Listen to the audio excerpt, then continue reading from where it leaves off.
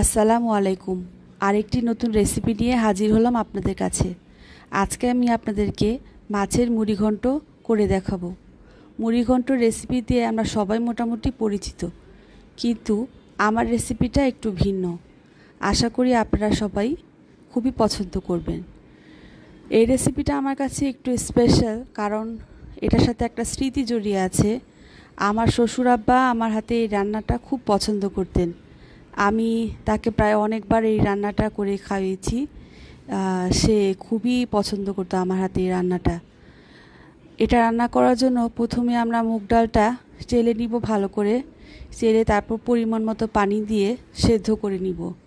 সেদ্ধ করে আমি পানিটা ফেলবো না, আমি পরিমাণ মতো পানি দিয়ে সেদ্ধ দিয়েছিলাম, যাতে করে আমার কোনো কিছু ওয়েস্ট না হয় এবং গ্রানটা ইনট্যাক্ট থাকে।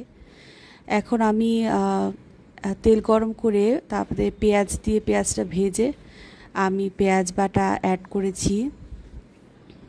পেঁয়াজ বাটার সাথে একটু আদা রসুন বাটা, গোটা গরম মশলাও দিয়েছি।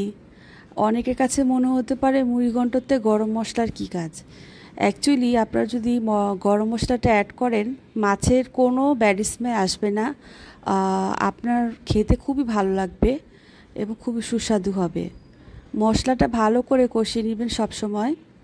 মশলা কষানোটা অনেক ইম্পর্ট্যান্ট, এবং এই সময়টা মানে আপনার এই রান্নাটা অনেক সময় নিয়ে আস্তে ধীরে করতে হবে, তাড়াহুড়ো করে চলবে না।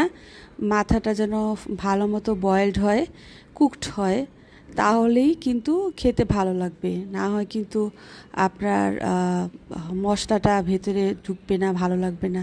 দেখো না, আমি একটু গুঁতা দিলাম, তার সাথে সাথে মাথাটা ভেঙে গেল।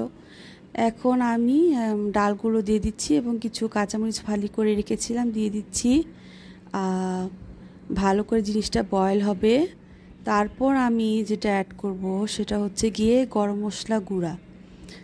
বাজারে যে কোনো ভালো ব্র্যান্ডের গরম মশলা গুঁড়া আপনারা এখানে অ্যাড করবেন। আর যেটা আস্ত গরম মশলা ছিল সেটা অবশ্যই তুলে ফেলে দিবেন।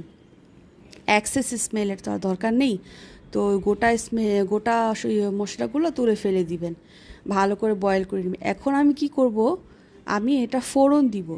হ্যাঁ, ফোড়ন দিলে একটা সুন্দর একটা নাইস স্মেল হয়। ফোড়নটা হলে এটা টেস্টটা আরও দ্বিগুণ করে দেয়।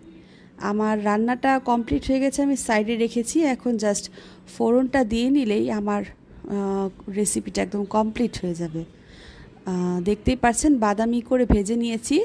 এখন আমি এই জিনিসটা উপর থেকে দিয়ে আরও কিছুক্ষণ রান্না করে নিব।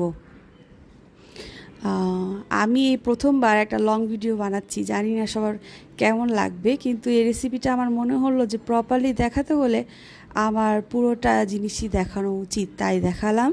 এই দেখেন কমপ্লিট রান্নাটা কত সুন্দর হয়েছে, কালার এবং টেস্টও অসাধারণ।